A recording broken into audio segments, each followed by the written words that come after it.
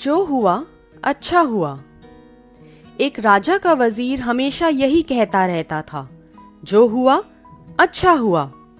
एक दिन जब उसके बेटे की टांग किसी दुर्घटना में चोटिल हो गई, तो भी यकायक उसके मुंह से फिर निकला, जो हुआ अच्छा हुआ।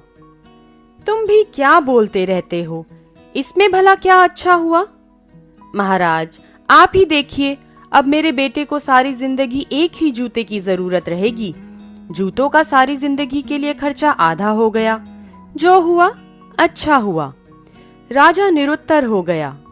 परंतु जब एक दिन राजा तलवारबाजी का अभ्यास कर रहा था, तो अचानक उसकी एक उंगली कट गई। उंगली से खून टप टप बहने लगा। ओ माँ, ओ परमात्मा, हाय!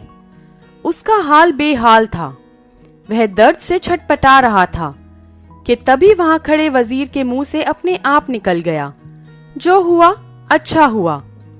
अब तो राजा का गुस्सा 7वें आसमान पर पहुंच गया था।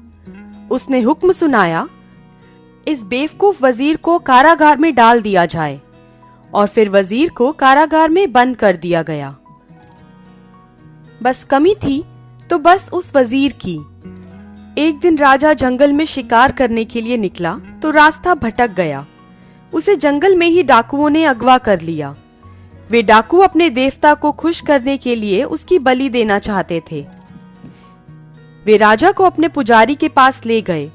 जब उसकी बलि देने के लिए तलवार उठाई गई, तो अचानक किसी की नजर राजा की कटी हुई उंगली की तरफ आन पड़ी। वह बोला, सरदार, यह हम क्या कर रहे हैं?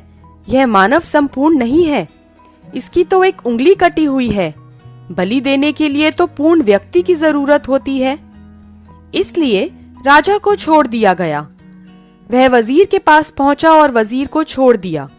और फिर राजा ने उसे बताया कि उसके साथ क्या घटा था। राजा ने वजीर को उसे कारागार में डालने के लिए क्षमा मांगी। वजीर बोला, मैंने तो आपको कहा ही था, जो हुआ अच्छा हुआ। जो होता है अच्छे के लिए ही होता है। मेरी बात तो ठीक है, परंतु तुम्हारे साथ जो ज्यादती हो गई। नहीं महाराज, अच्छा हुआ आपने मुझे कारागार में डाल दिया। यदि आप ऐसा ना करते तो शिकार के वक्त मैं आपके साथ होता। डाकू आपको तो छोड़ देते, परंतु मेरी तो बलि चढ़ जाती। इसलिए जो हुआ अच्छा हुआ। हाँ, तुम ठीक ही कहते हो।